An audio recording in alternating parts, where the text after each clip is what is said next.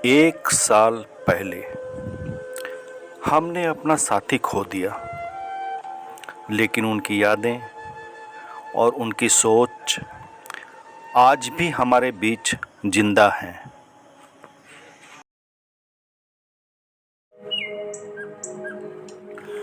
गणपत भाई स्वभाव से जितने सरल थे, विचार से उतने ही दृढ़।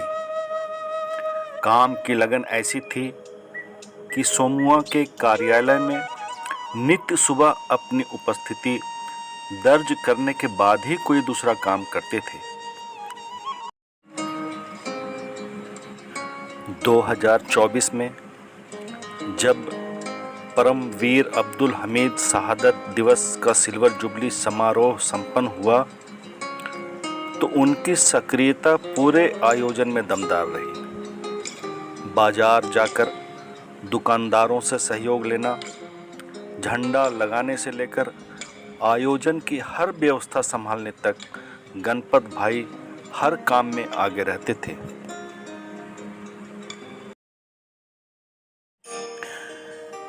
गणपत भाई सामाजिक समरसता के योद्धा थे।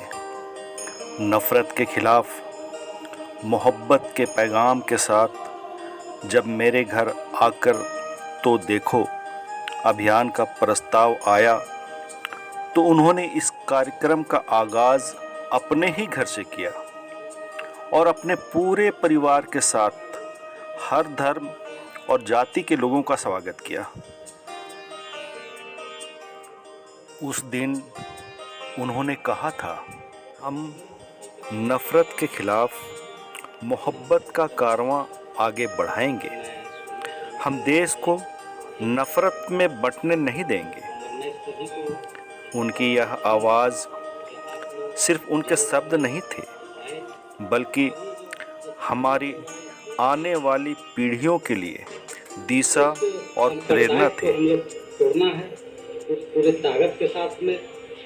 हमारा देश समाज एक समता मुल्क देश है। हम लोग इस देश को टूटने नहीं देंगे। हिंदू, मुस्लिम, सिख, ईसाई सब आपस में हैं, भाई भाई। उस दिन उन्होंने अपने बचपन की यादें साझा की। किस तरह शेर मोहम्मद भाई और रुस्तम जी के साथ खेलते थे और कैसे उन्होंने बचपन से ही भाईचारे और इंसानियत को जिया। मोहम्मद जी हैं, हम लोग गांव में उस गांव में भी खेलते कूदते थे, यहाँ भी आते हैं। और अभी भी जैसे रुस्तम जी हुए और भी बहुत सारे दोस्त हैं। हम लोग मुस्लिम परिवार से हमारा एक दोस्ती रहा है, हमारा संपर्क रहा है। हम लोग किसी तरह से भेदभाव नहीं है और भेदभाव हम लोग होने भी नहीं देंगे।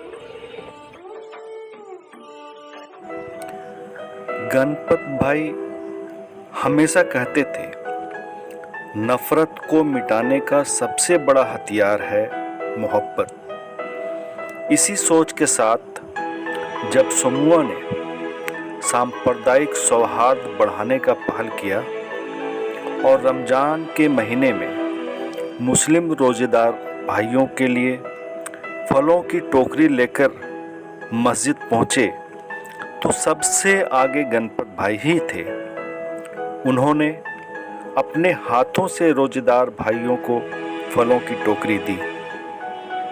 उस समय उनकी आंखों में मोहब्बत थी, चेहरे पर मुस्कान थी और होठों पर यह वाक्य था, त्योहार चाहे किसी का भी हो, खुशी सबकी होनी चाहिए।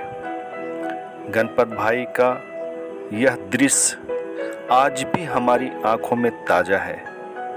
उन्होंने हमें यह सिखाया कि अगर हम एक दूसरे के त्योहारों और दुख सुख में शरीक होंगे, तो कोई ताकत हमें बांट नहीं सकती। गणपत भाई ने हमेशा दलित समाज के मुद्दों को मजबूती से उठाया। मजदूरों के हक हुकूक की लड़ाई में वह हरदम सबसे आगे खड़े रहे।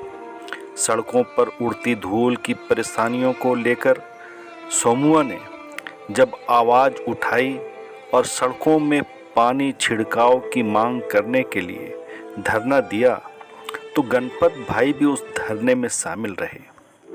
किसान आंदोलन जब राष्ट्रीय स्तर पर उठा तो गणपत भाई ने खुलकर किसानों के पक्ष में आवाज़ बुलंद की। उनका कहना था, अगर किसान और मजदूर नहीं बचेंगे तो देश की आत्मा ही नहीं बचेगी। जब दिल्ली में देश की बेटियों, हमारी पहलवान बहनों के साथ ज्यादती हो रही थी, उस समय गणपत भाई ने शोषित मुक्ति वाहिनी के बैनर तले जोरदार विरोध दर्ज कराया था। गणपत भाई हमेशा मानते थे, समाज तभी मजबूत होगा जब हमारी बेटियां सुरक्षित और सम्मानित होंगी। गणपत भाई कहते थे, मैं सोमुआ का एक सिपाही हूँ। उनके लिए सोमुआ कोई संस्था नहीं बल्कि एक परिवार और एक मिशन था। हर कार्यक्रम, हर आंदोलन और हर पहल में वह सबसे आगे खड़े रहते थे। गणपत भाई का कहना था कि सोमुआ के संस्थापक बड़े भाई सुबोध सिंह पवार ही मेरे आदर्श हैं। उनसे उन्हें संघर्ष की प्रेरणा मिली, उनसे संगठन के लिए समर्पण सीखा और उनसे ही सामाजिक समरसता और मोहब्बत का पैगाम ग्रहण किया। मैं सोमुआ संगठन का एक सिपाही हूँ। हमारा अभिभावक जो सुबोध भैया हमेशा हम लोगों को ये सब सिखाते रहते हैं कि हम लोग अच्छा बने, समाज में अच्छा नाम कमाएं। हमारा यही थी।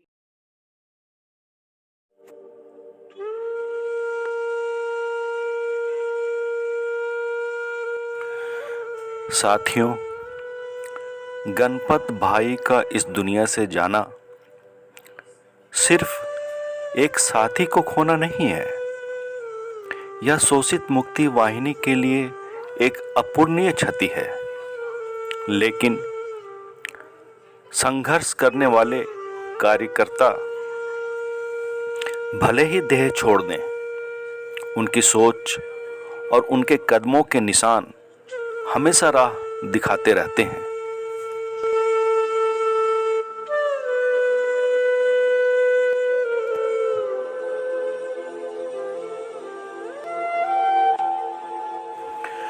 गणपत भाई, आप भले ही हमारे बीच नहीं हैं, लेकिन आपकी सोच, आपका साहस और आपकी मोहब्बत हमें हमेशा आगे बढ़ने की ताकत देते रहेंगे। सोमुआ के तमाम साथियों की तरफ से आपको हुल जोहार।